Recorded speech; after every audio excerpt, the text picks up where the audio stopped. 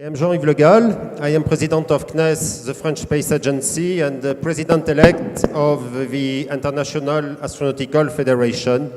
And it is my pleasure to welcome you here at the 67th International Astronautical Congress. Elon Musk is founder, CEO, and lead designer of SpaceX. Elon founded SpaceX in 2002 with the goal of revolutionizing space technology and ultimately enabling humans to become a multiplanetary species, and that the plan is going to lay out for us today. SpaceX has had a number of firsts, including as the first private company to deliver cargo to and from the International Space Station, and the first entity to land an orbital class booster back on land and on ships out at sea. Please join me in welcoming Elon Musk. Thank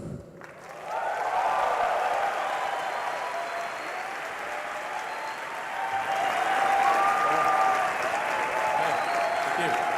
Thanks for having me.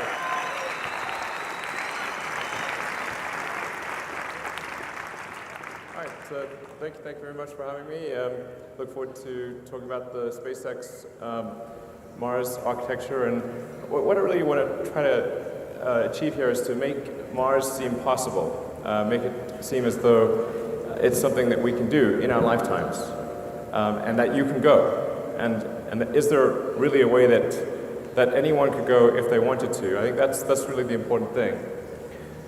So, I mean, first of all, why go anywhere, right?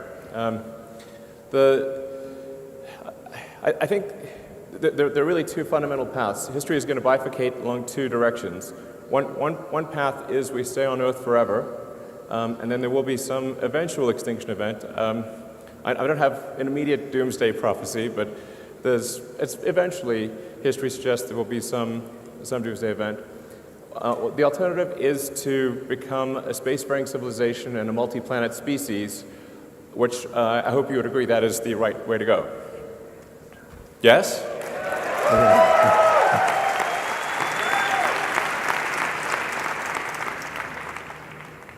That's what we want. Yeah.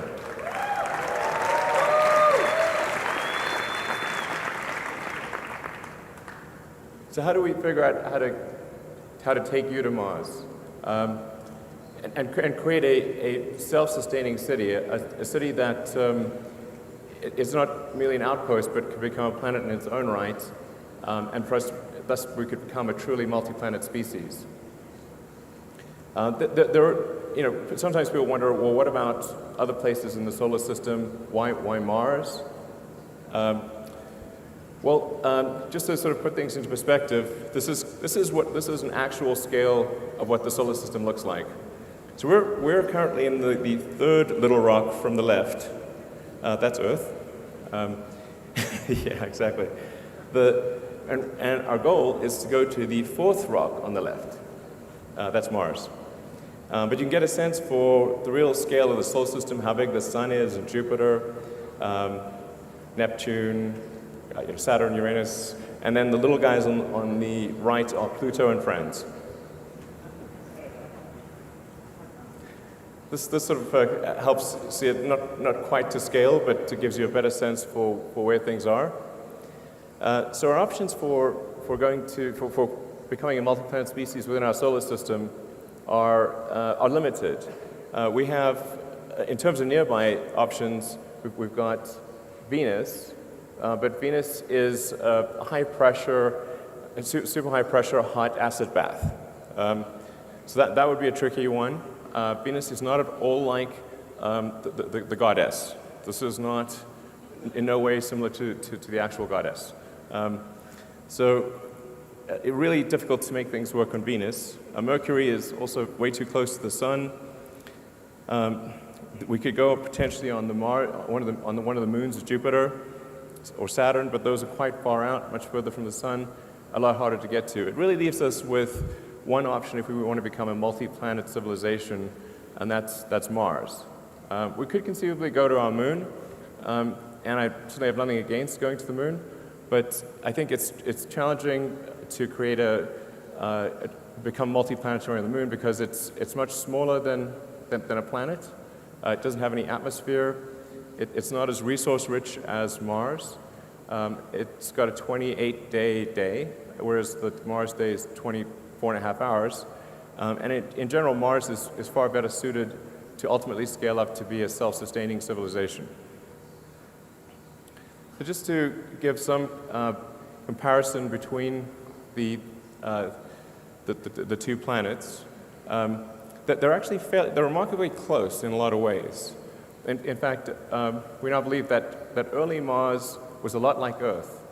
And in fact, if we could warm Mars up, we would once again have a thick atmosphere and liquid oceans. So, but where things are right now, Mars is about half again as far from the sun as Earth. So still decent sunlight. It's a little cold, but we can warm it up.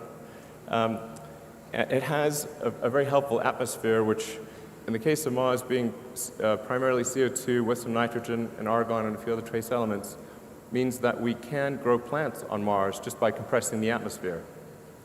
And it has nitrogen too, which is also very important for growing plants. It would be quite fun to be on Mars because you'd have gravity, which is about 37% that of Earth. So you'd be able to lift heavy things and bound around and have a lot of fun. And the day is remarkably close to that of Earth. And so we just need to change that bottom row. Because currently we have 7 billion people on Earth and 0 on Mars. So there's been a lot of great work by NASA and other organizations in early exploration of Mars and understanding what Mars is like, where could we land, what's the composition of the atmosphere, where is there water, or ice, I should say. And so we need to go from these early exploration missions to actually building a city. The issue that we have today is that if you look at a Venn diagram, there's no intersection of sets of people who want to go and can afford to go. In fact, right now you cannot go to Mars for infinite money. Using traditional methods, if taking sort of an Apollo-style approach, an optimistic cost number would be about $10 billion a person. So for example, the Apollo program, the cost estimates are somewhere between $100 to $200 billion in current year dollars. And we sent 12 people to the surface of the moon, which was an incredible thing, and I think probably one of the greatest achievements of humanity. But that is a steep price to pay for a ticket. That's why these circles only just barely touch. So you can't create a self-sustaining civilization if the ticket price is $10 billion a person. What we need is to move those circles together. And if we can get the cost of moving to Mars to be roughly equivalent to a median house price in the US, which is around $200,000, then I think the probability of establishing a self-sustaining civilization is very high. I think it would almost certainly occur. Not everyone would want to go. In fact, I think a relatively small number of people from Earth would want to go, but enough would want to go and who could afford the trip that it would happen. And people can get sponsorship, and I think it gets to the point where almost anyone, if they saved up and this was their goal, they could ultimately save up enough money to buy a ticket and move to Mars. And Mars would have a labor shortage for a long time, so jobs would not be in short supply. So it is a bit tricky because we have to figure out how to improve the cost of trips to Mars by 5 million%. So this is not easy. And I mean, it sounds like virtually impossible, but I think there are ways to do it. This translates to an improvement of approximately 4.5 orders of magnitude. These are the key elements that are needed in order to achieve the 4.5 order of magnitude improvement. Most of the improvement would come from full reusability, somewhere between 2 and 2.5 orders of magnitude. And then the other 2 orders of magnitude would come from refilling in orbit, propellant production on Mars, and choosing the right propellant. So I'm going to go into detail on all those. Full reusability is really the super hard one. It's very difficult to achieve reusability for even an orbital system, and that challenge becomes even substantially greater for a system that has to go to another planet. But as an example of the difference between reusability and expendability in aircraft, and this you could actually use any form of transport. You could say a car, bicycle, horse. If they were single use, almost no one would use them. It would be too expensive.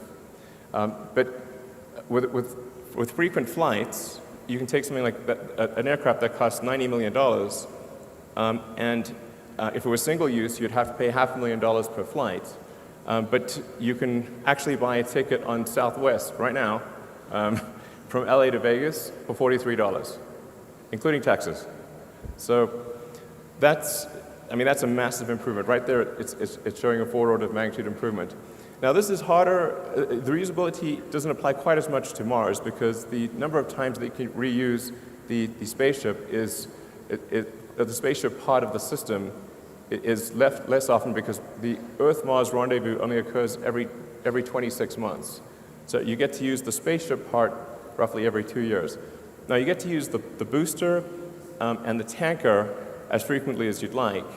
And so that's why it really makes a lot of sense to load the spaceship into orbit with essentially tanks dry and have it have really quite big tanks that you then use the booster and tanker to refill while it's in orbit and maximize the payload of the spaceship so that when it goes to Mars, you really have a very large payload capability.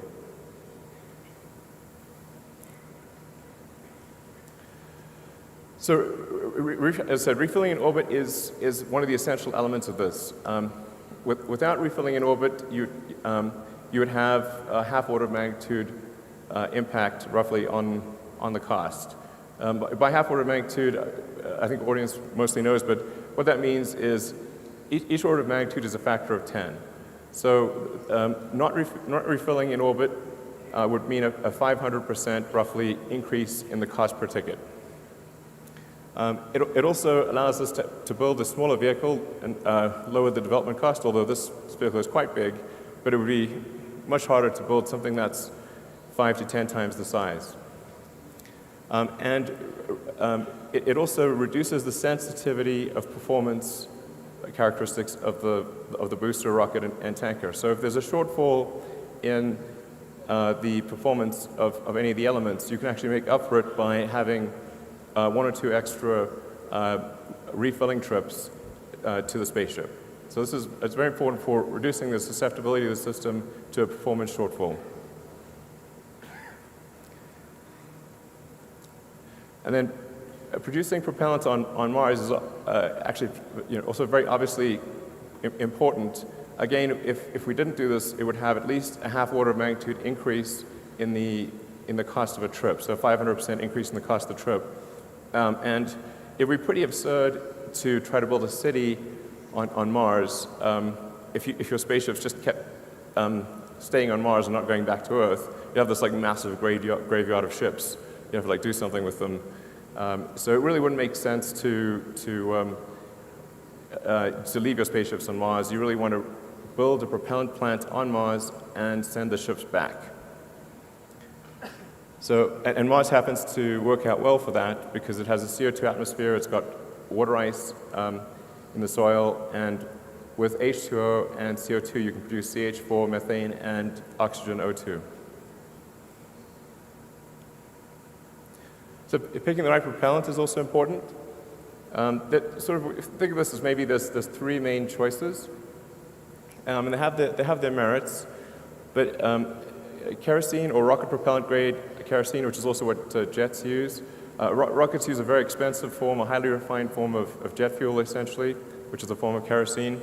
It helps keep the vehicle size small, but because it's a very specialized form of jet fuel, it's quite expensive. The reusability potential is lower. Very difficult to make this on Mars because there's no oil. So really quite difficult to make the propellant on Mars. And then propellant transfer is pretty good, but not great.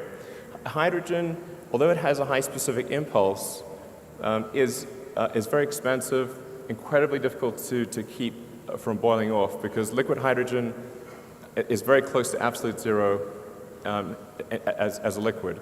So the insulation required is tremendous, and the cost of the energy cost on Mars of producing and storing hydrogen is very high. So when we looked at the overall system optimization, it was clear to us that that methane actually was the clear winner. So it would require maybe anywhere from 50 to 60% of the energy on Mars to refill propellant using the propellant depot, and just the technical challenges are a lot easier. So we think methane's actually better on just really almost across the board.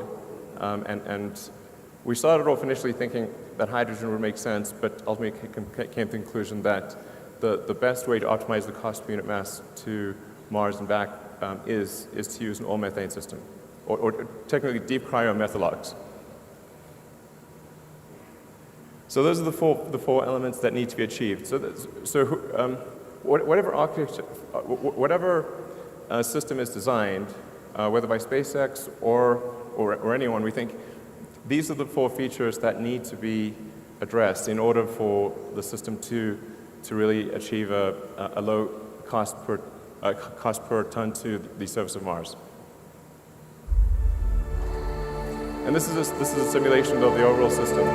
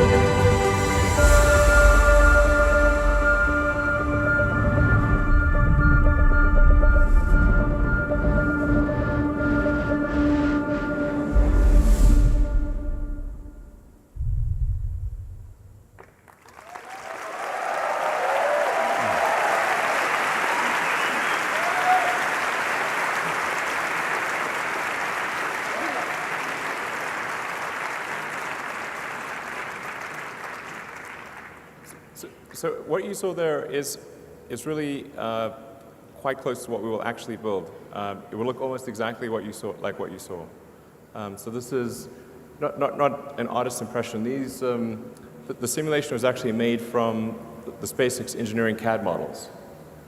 So this is not, it's not just, well, this is what it might look like. This is what we plan to try to make it look like. So in the video, you got a sense for what the system architecture looks like. The rocket booster and the spaceship take off, loads the spaceship into orbit. The rocket booster then comes back. It comes back quite quickly, within about 20 minutes. And so it can actually launch the tanker version of the spacecraft, which is essentially the same as the spaceship, but filling up the unpressurized and pressurized cargo areas with propellant tanks. So they look almost identical. So this also helps lower the development cost, which obviously will not be small. And then the propellant tanker goes up, and it'll go up multiple times, so anywhere from 3 to 5 times to fill the tanks of the spaceship in orbit. And then once the spaceship the tanks are full, the cargo has been transferred, and we reach the Mars rendezvous timing, which, as mentioned, is roughly every 26 months. That's when the ship would depart. Now, over time, there would be many spaceships. You would ultimately have, I think, upwards of 1,000 or more spaceships waiting in orbit. And so the Mars colonial fleet would depart en masse. They're kind of like Battlestar Galactica. You've seen that thing. That's a good show. So a bit like that. But it actually makes sense to load the spaceships into orbit because you've got 2 years to do so, and then make frequent use of the booster and the tanker to get really heavy reuse out of those. And then with the spaceship, you get less reuse because you have to say, well, how long is it going to last? Well, maybe 30 years. So that might be 12 to maybe 15 flights of the spaceship at most.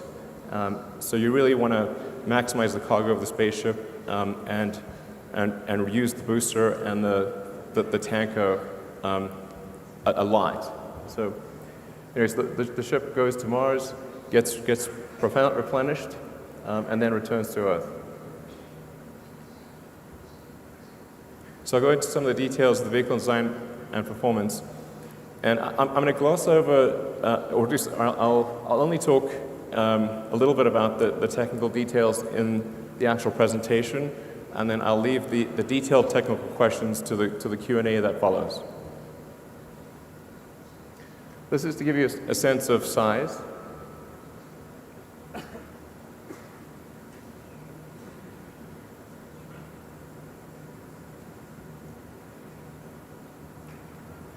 It's quite big.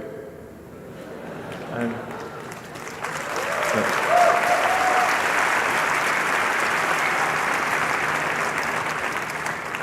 the funny thing is, I think in the long term, the ships will be even bigger than this. I think that this will be relatively small compared to the Mars interplanetary ships of the future. But it kind of needs to be about this size because if in order to fit 100 people or thereabouts in the pressurized section, plus carry the luggage and all of the unpressurized cargo to build propellant plants and build everything from iron foundries to pizza joints to you name it. We need to carry a lot of cargo. So it really needs to be roughly on this order of magnitude. Because if we say like say a minimum threshold for a self-sustaining city on Mars or civilization would be 1 million people. Well, and you can only go every 2 years. If you have 100 people per ship, that's 10,000 trips. So I think at least 100 people per trip is the right order of magnitude, and I think we actually may end up expanding the crew section and ultimately taking more like 200 or more people per flight in order to reduce the cost per person. So, but it's 10,000 flights is a lot of flights. So you really want, ultimately, I think, on the order of 1,000 ships. It will take a while to build up to 1,000 ships. And so I think if you say, when would we reach that million-person threshold, from the point at which the first ship goes to Mars, it's probably somewhere between 20 to 50 total Mars rendezvous. So it's probably somewhere between maybe 40 to 100 years to achieve a fully self-sustaining civilization on Mars. So that's the sort of a cross-section of the ship. And in some ways it's not that complicated, really. It's made primarily of an advanced carbon fiber. The carbon fiber part is tricky when dealing with deep cryogens and trying to achieve both liquid and gas impermeability and not have gaps occur due to cracking or pressurization that would make the carbon fiber leaky. So this is a fairly significant technical challenge to make deeply cryogenic tanks out of carbon fiber. And it's only recently that we think that the carbon fiber technology has gotten to the point where we can actually do this without having to create a liner on the some sort of metal liner or other liner on the inside of the tanks, which would add mass and complexity. So it's particularly tricky for the hot gaseous oxygen pressurization. So this is designed to be autonomously pressurized, which means that the fuel and the oxygen, we gasify them through heat exchangers in the engine and use that to pressurize the tanks. So we'll gasify the methane and use that to pressurize the fuel tank, gasify the oxygen, use that to pressurize the oxygen tank. And this is a much simpler system than what we have with Falcon 9, where we use helium for pressurization and we use nitrogen for gas thrusters. In this case, we would autonomously pressurize and then use gaseous methane and oxygen for the control thrusters. So really, you only need 2 ingredients for this, as opposed to 4 in the case of Falcon 9, and actually 5 if you consider the ignition liquid. So we use a sort of complicated liquid to ignite the engines that isn't very reusable. In this case, we would use spark ignition.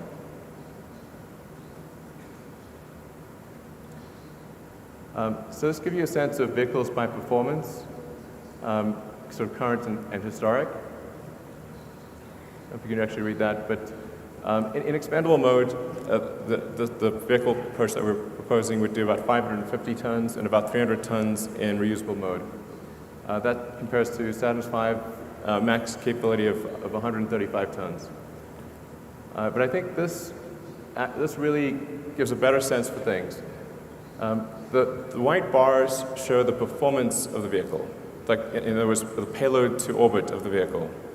So you can see essentially what it represents is what's the size efficiency of the vehicle.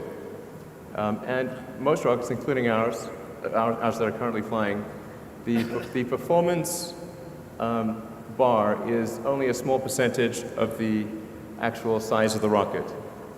But with the interplanetary system, which will initially be used for Mars, we've been able to, or we believe, massively improve the design performance. So it's the first time a rocket's sort of performance bar will actually exceed the physical size of the rocket.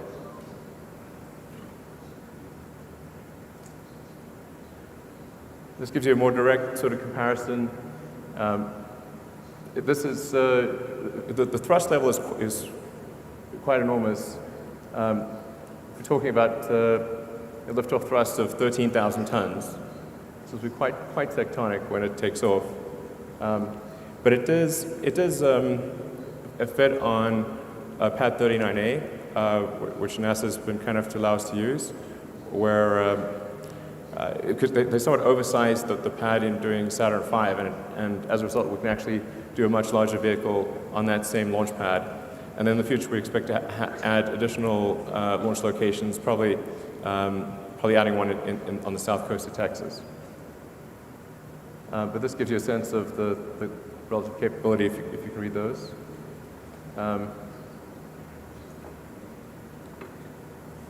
But yeah, these vehicles have very different purposes. This is really intended to carry huge numbers of people, ultimately millions of tons of cargo to Mars. So you really need something quite large in order to do that. So to talk about some of the key elements of the interplanetary spaceship and rocket booster, we decided to start off the development with what we think are probably the two most difficult elements of the design. One is the Raptor engine, this is going to be the highest chamber pressure engine of any kind ever built, and probably the highest thrust to weight. It's a full-flow staged combustion engine, which maximizes the theoretical momentum that you can get out of a given source fuel and oxidizer. We subcool the oxygen and methane to densify it. So compared to when propellants are normally used, they're used close to their boiling point in most rockets. In our case, we actually load the propellants close to their freezing point, and that can result in a density improvement of up to around 10 to 12%, which makes an enormous difference in the actual results of the rocket. It also makes it gets rid of any cavitation risk for the turbopumps, and it makes it easier to feed a high-pressure turbopump if you have very cold propellant.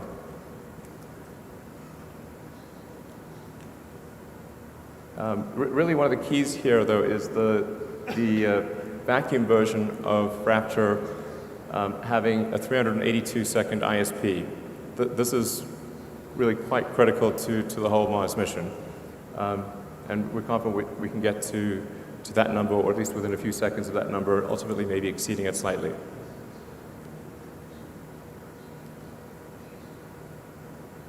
So the rocket booster, in many ways, is really a scaled-up version of the Falcon 9 booster.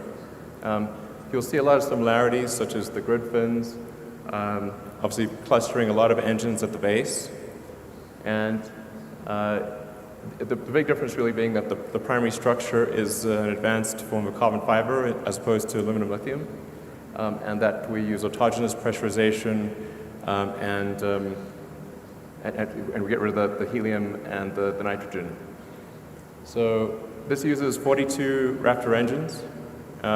It's a lot of engines, but we use 9 on a Falcon 9, and with Falcon Heavy, which should launch early next year, there's 27 engines on the base.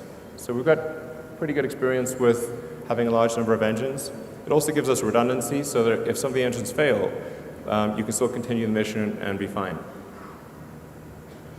But the main job of the booster is to accelerate the spaceship to around 8,500 kilometers an hour. For those that are less familiar with orbital dynamics, really it's all about velocity and not about height. So really that's the job of the booster. The booster is like the javelin thrower. Sort of, it's got to toss that javelin, which is the spaceship. In the case of other planets, though, which have a gravity well which is not as deep, so Mars, the moons of Jupiter, conceivably one day maybe even Venus. Venus will be a little trickier, but for most of the solar system, you only need the spaceship. So you don't need the booster if you have a lower gravity well. So no booster is needed on the moon or Mars or any of the moons of Jupiter or Pluto. You just need the spaceship. The booster is just there for heavy gravity wells. And then we've also been able to optimize the propellant needed for boost back and landing to get it down to about 7% of the liftoff propellant load. We think with some optimization, maybe we can get it down to about 6%. And we've also are now getting quite comfortable with the accuracy of the landing. If you've been watching the Falcon 9 landings, you'll see that they're getting increasingly closer to the bullseye. And we think, particularly with the addition of some thrusters, some maneuvering thrusters, we can actually put the booster right back on the launch stand. And then those fins at the base are essentially centering features to take out any minor position mismatch at the launch site.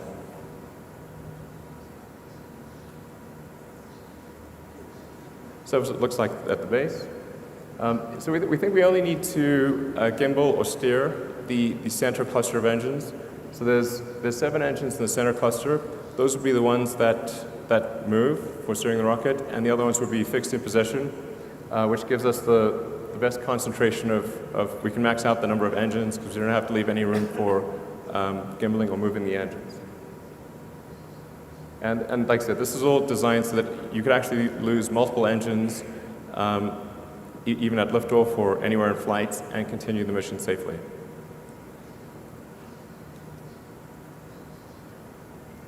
So for the spaceship itself, in the top we have the pressurized compartment. I'll show you a fly-through of that in a moment.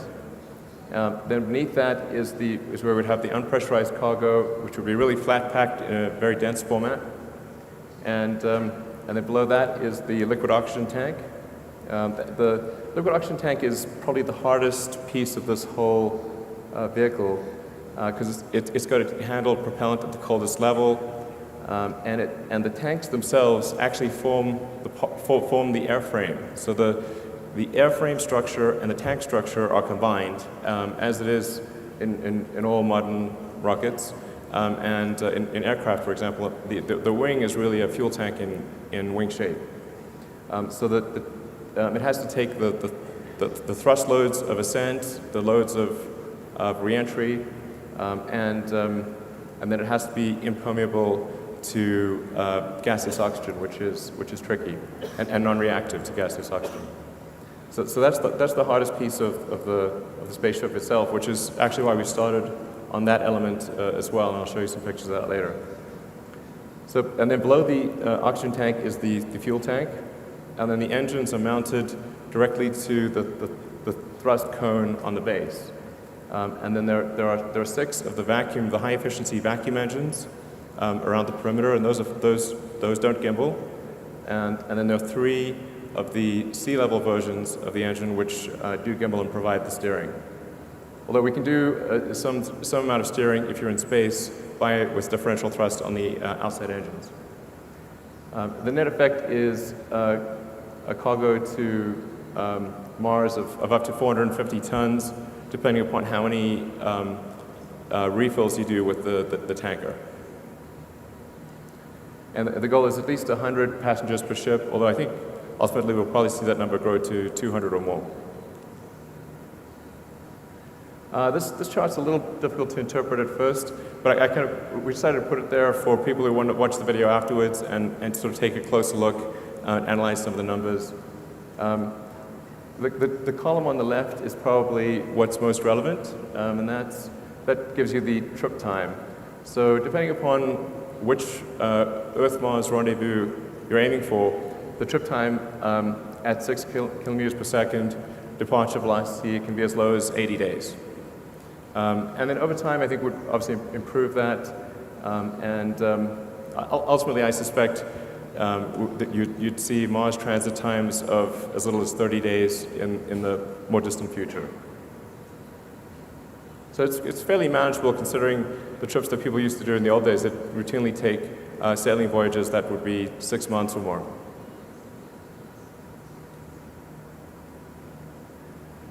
So on arrival, the heat shield technology is extremely important. We've been refining the heat shield technology using our Dragon spacecraft, and we're now on version 3 of Pica, which is phenolic impregnated carbon ablator, and it's getting more and more robust with each new version, with less ablation, more resistance, less need for refurbishment. The heat shield is basically a giant brake pad. So it's like, how good can you make that brake pad against extreme reentry conditions and minimize the cost of refurbishment and make it so that you could have many flights with no refurbishment at all.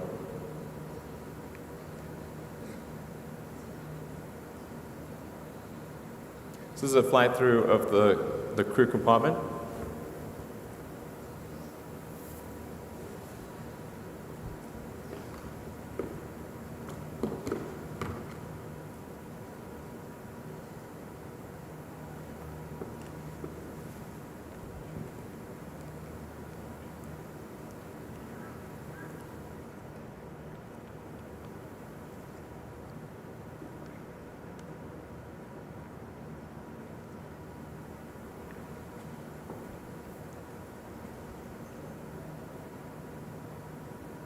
want to give you a sense of what it would feel like to actually be in the spaceship.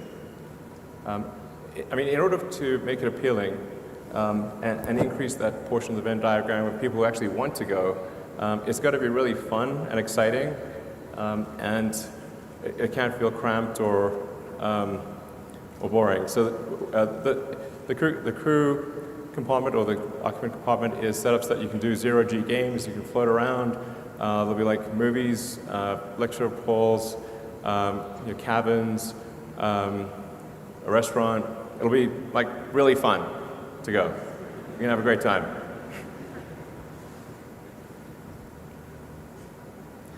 So we've got the propellant plant on Mars. Again, this is one of those slides that I won't go into in detail here, but people can think about offline. The key point being that the ingredients are there on Mars to create a propellant plant with relative ease. Because the atmosphere is primarily CO2, and there's water ice almost everywhere, you've got the CO2 plus H2O to make methane CH4 and oxygen O2 using the Sabatier reaction. The trickiest thing really is the energy source, which we think we can do with a large field of solar panels. So then to give you a sense of the cost, really the key is making this affordable to almost anyone who wants to go. And we think based on this architecture, assuming optimization over time, like the very first flights would be fairly expensive, but the architecture allows for a cost per ticket of less than $200,000, maybe as little as $100,000 over time, depending upon how much mass a person takes. So we're right now estimating about $140,000 per ton to the surface of Mars. So if a person plus the luggage is less than that, taking into account food consumption and life support, then we think that the cost of moving to Mars ultimately could drop below $100,000.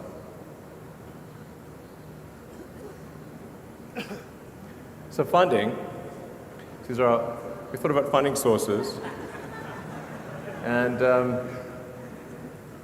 so we've got steel underpants, launch satellites, send cargo to space station, Kickstarter, of course, followed by profit. So obviously it's going to be a challenge to fund this whole endeavor. We do expect to generate pretty decent net cash flow from launching lots of satellites and servicing the space station from NASA, transferring cargo to and from the space station, and then I know that there's a lot of people in the private sector who are interested in helping fund a base on Mars, and then perhaps there will be interest on the government sector side to also do that. Ultimately, this is going to be a huge public-private partnership, and I think that's how the United States was established, and many other countries around the world is a public-private partnership. So I think that's probably what occurs. And right now we're just trying to make as much progress as we can with the resources that we have available, and just sort of keep moving both forward, and hopefully. I think as we show that this is possible, that this dream is real, not just a dream, it's something that can be made real, I think the support will snowball over time. And I should say also the main reason I'm personally accumulating assets is in order to fund this. So I really don't have any other motivation for personally accumulating assets except to be able to make the biggest contribution I can to making life multiplanetary.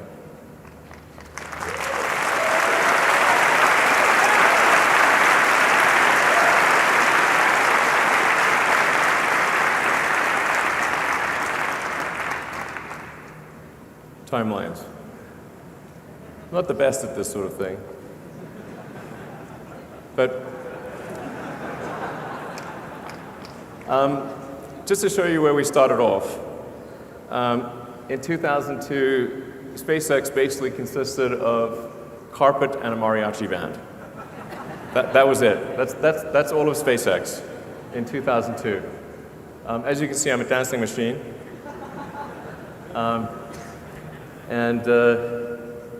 Yeah, I believe in kicking off celebratory events with mariachi bands. I really like mariachi bands. So, but that was what we started off with in 2002. And really, I mean, I thought we had maybe a 10% chance of doing anything, of even getting a rocket to orbit, let alone getting beyond that and taking Mars seriously.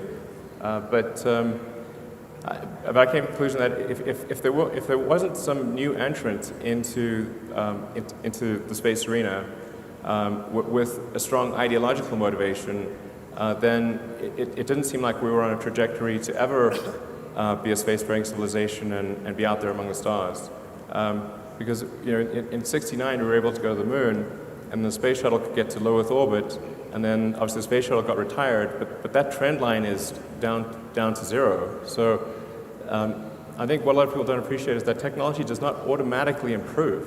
It only improves if a lot of really strong engineering talent is applied to the problem that it improves. And there are many examples in history where civilizations have reached a certain technology level and then have fallen well below that, and then recovered only millennia later.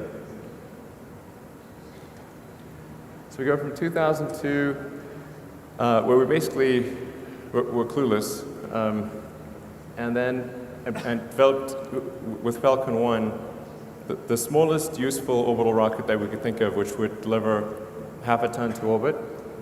And then 4 years later, we developed and built the first vehicle. So we developed the main engine, the upper stage engine, the airframes, the fairing, and the launch system, and had our first attempted launch in 2006, which failed. So that lasted about 60 seconds, unfortunately. But 2006, 4 years after starting, is also when we actually got our first NASA contract. And I just want to say I'm incredibly grateful to NASA for supporting SpaceX. Despite the fact that our rocket crashed, it was awesome. I'm NASA's biggest fan. So thank you very much to the people that had the faith to do that. Thank you.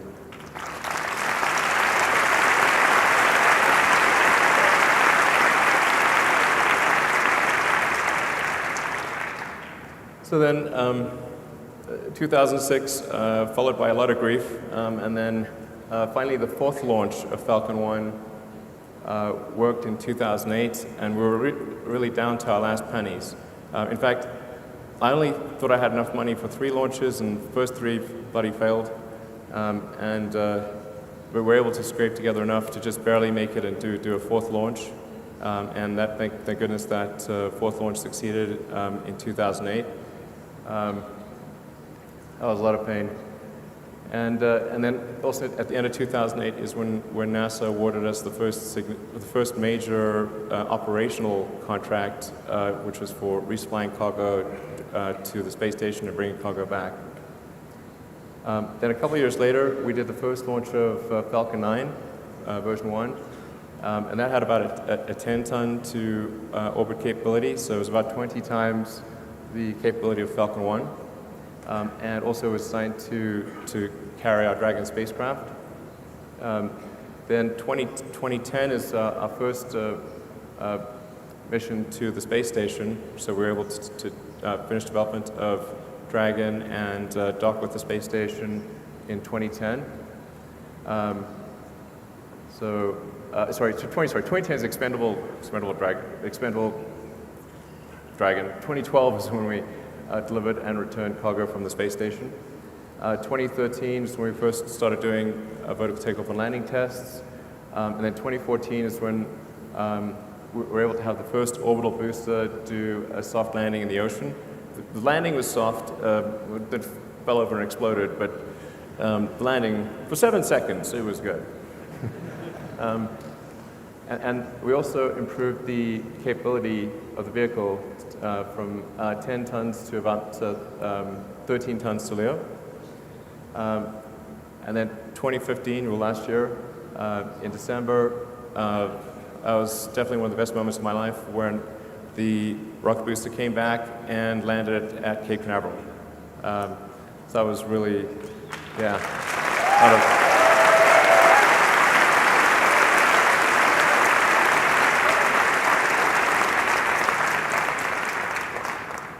So I think that really showed that we could bring an orbit-class booster back from a very high velocity all the way to the launch site and land it safely and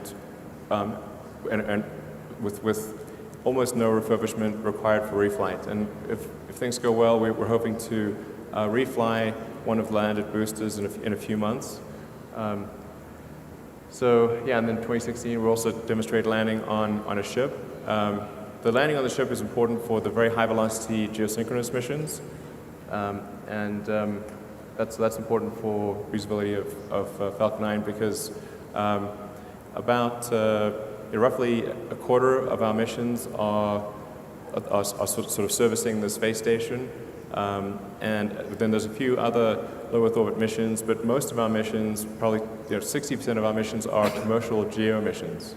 So we've got to do these high velocity missions that really need to land on a ship out to sea. They don't have enough propellant on board to boost back to the launch site. So looking into the future, next steps. We were kind of intentionally a bit fuzzy about this timeline, but we're going to try to make as much progress as we can. Obviously, it's with a very constrained budget, but we're going to try to make as much progress as we can on the elements of the interplanetary transport booster and spaceship, and hopefully we'll be able to complete the first development spaceship in maybe about 4 years, and start doing suborbital flights with that. In fact, it actually has enough capability that you could maybe even go to orbit if you limit the amount of cargo with the spaceship. Well, you just have to really strip it down. But in tanker form, it can definitely get to orbit. Can't get back. We can get to orbit. It actually starts thinking like maybe there is some market for really fast transport of stuff around the world, provided we can land somewhere where noise is not a super big deal. The rockets are very noisy. But we could transport cargo to anywhere on Earth in 45 minutes at the longest. So most places on Earth would be maybe 20, 25 minutes. So maybe if we had a floating platform out off the coast of, say off the coast of New York, say 20, 30 miles out, you could go from New York to Tokyo in, 25 minutes. Cross the Atlantic in 10 minutes. Really, most of your time would be getting to the ship. And then it'd be real quick after that. So there's some intriguing possibilities there, although we're not counting on that.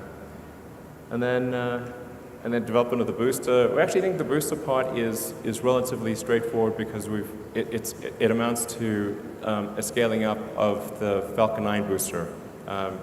So we don't see a lot of sort of showstoppers there. But then trying to put it all together and make this actually work for Mars. If things go super well, it might be kind of in the 10-year time frame. But I don't want to say that's when it will occur. It's like there's a huge amount of risk. It's going to cost a lot. Good chance we don't succeed, but we're going to do our best and try to make as much progress as possible. And we're going to try to send something to Mars on every Mars rendezvous from here on out. So Dragon 2, which is a propulsive lander, we plan to send to Mars in a couple of years, and then do probably another Dragon mission in 2020. In fact, we want to. establish a steady cadence, that there's always a flight leaving, like it's a train leaving the station. With every Mars rendezvous, we will be sending a Dragon, at least a Dragon to Mars, and ultimately the big spaceship. So if there are people that are interested in putting payloads on Dragon, you can count on a ship that's going to transport something on the order of at least 2 or 3 tons of useful payload to the surface of Mars.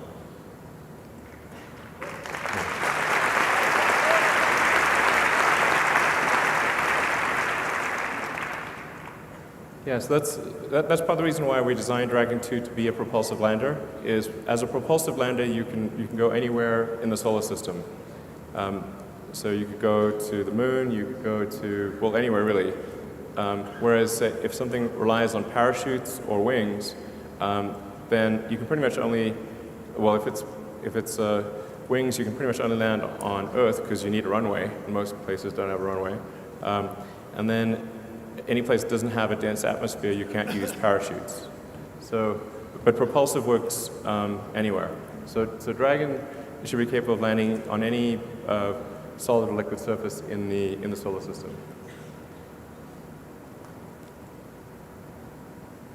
And then I was really excited to see that the team managed to do the all-up Raptor engine firing in advance of this conference. I just want to say thanks to the Raptor team for really working 7 days a week to try to get this done in advance of the presentation.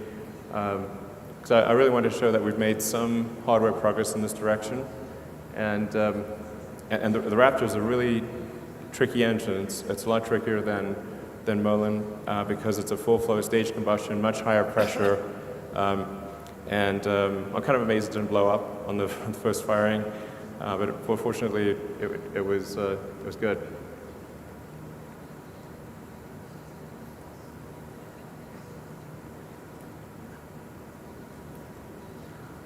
It's kind of interesting to see the Mach diamonds forming. Yeah.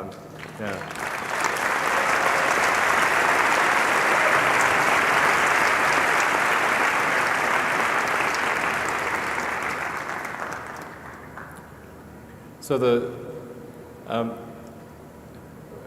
part of the reason for making the engine sort of small, like Raptor, although it has 3 times the thrust of a Merlin, is actually only about the same size as a Merlin engine because it has 3 times the operating pressure.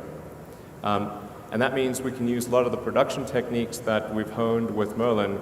We're currently producing Merlin engines at almost 300 per year. So we understand how to make rocket engines in volume. So even though the Mars vehicle uses 42 on the base and 9 on the upper stage, so we're 51 engines to make. That's well within our production capabilities for Merlin, and this is a similarly sized engine to Merlin, except for the expansion ratio.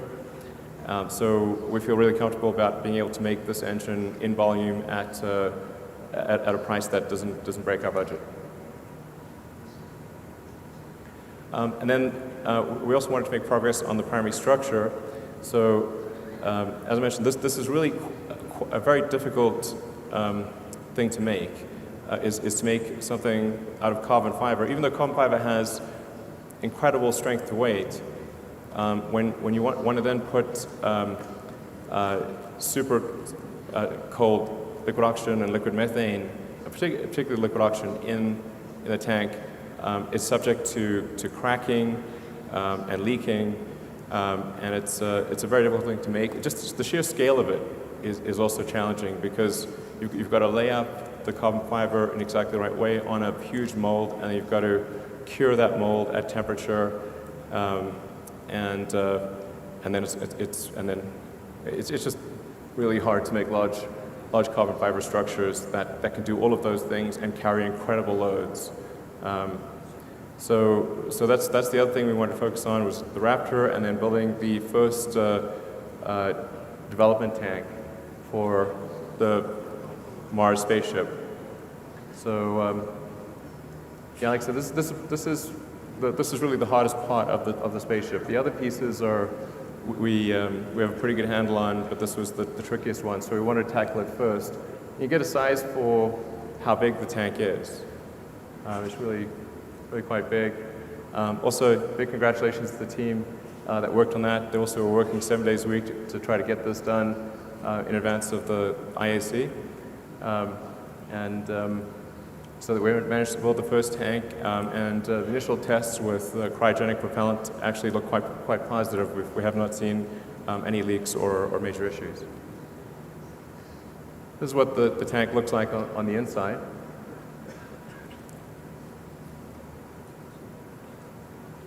So you can get a real sense for just how big this tank is. It's actually completely smooth on the inside, but the way that the carbon fiber plies lay up and reflect the light makes it look faceted. So then what about beyond Mars? So as we thought about the system, and the reason we call it a system, because generally I don't like calling things systems because everything's a system, including your dog, is that it's actually more than a vehicle. There's obviously the rocket booster, the spaceship, the tanker, and the propellant plant, the in situ propellant production.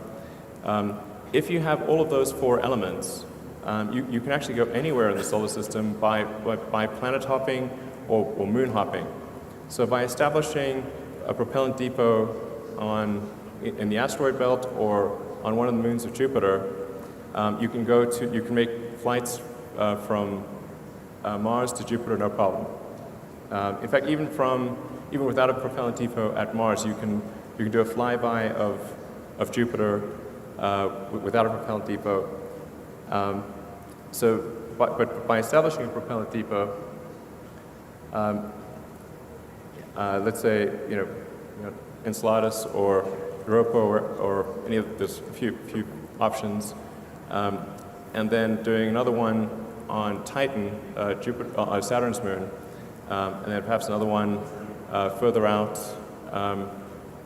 on Pluto or elsewhere in the solar system. This system really gives you freedom to go anywhere you want in the greater solar system.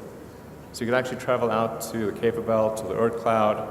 I wouldn't recommend this for interstellar journeys, but this basic system, provided we have filling stations along the way, means full access to the entire greater solar system.